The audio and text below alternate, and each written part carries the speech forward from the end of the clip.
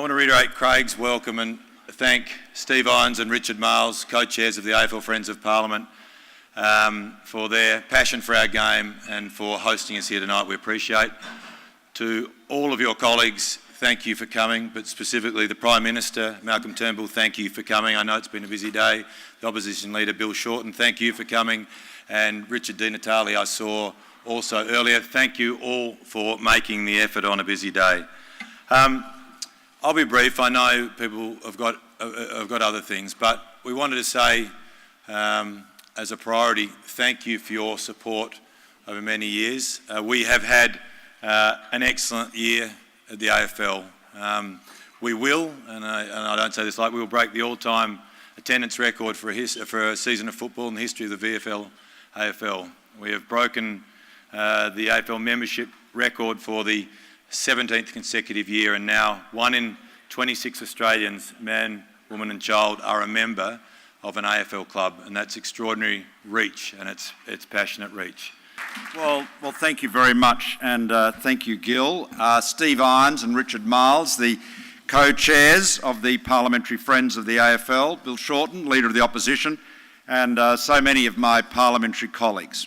It's great to be with you, and it's great that we can unite tonight to celebrate what is, I'm sure we can all agree, one of the greatest games, the most remarkable athletic game played in Australia, the most athletic, spectacular code of football, competes obviously with the world game, soccer, and with the rugby codes, but even an old sort of third grade front row prop like me has to look in wonder at the athleticism of the game when, as they say, the big men fly. Good evening, everybody. I'd first of all like to acknowledge the traditional owners of the land upon which we meet, and I pay my respect to their elders, both past and present. And to lovers of AFL, welcome back to the Australian Parliament. I have to make a confession, it's been a day of these things. I was playing back pocket at St Mary's East Malvern under 11s, the boys of the Blue Triangle. It was then I realised that I wasn't going to make it as a professional footballer. Whenever I got to where the ball was, it just kept keeping ahead of me the whole time. And then, of course, I was reminded of that this year, when we had the stars of the AFL Women's Comp visiting Parliament, and that really, the fact that 500 new teams this year is such a remarkable accomplishment. Watching Richard Di Natale, who was a very handy VFA player in the day, just effortlessly move the ball, I felt that I would casually fire off a few handballs. No big deal. And I have to say, for those of you who missed it, which would be most of you, I was pretty happy with my work. It could have been a Polly Farmer football card until I saw the footage on the news. Those cameras are always on. It turned out I was trying so hard to hit the target that my tongue sticks out the whole time. Do you guys sort of say, do you have any bets about you've got to wear a tie for a week if we win or something like that?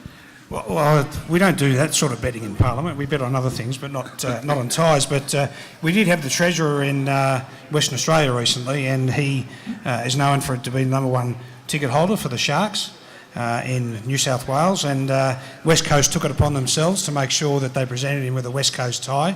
And he had a CCI chamber event the next day, and in that process, Mark Barnaba, who used to be the CEO, the chairman at West Coast, who's now on the Reserve Bank board, made a bet with Scott to make sure he wore the West Coast tie at that event, as long as Mark Barnaba wore the Sharks tie at the first Reserve Board meeting he attended. So a good story there. Thank you to those of you who are paying any attention at all to the only Indigenous woman that's been on stage tonight. That make you feel guilty? Excellent. It's a good way to get attention. Look, I know that you've probably had enough speeches, but I do just want to acknowledge that it's almost 12 months now since I've been working at the AFL and ceased to make my day job trying to change the Constitution.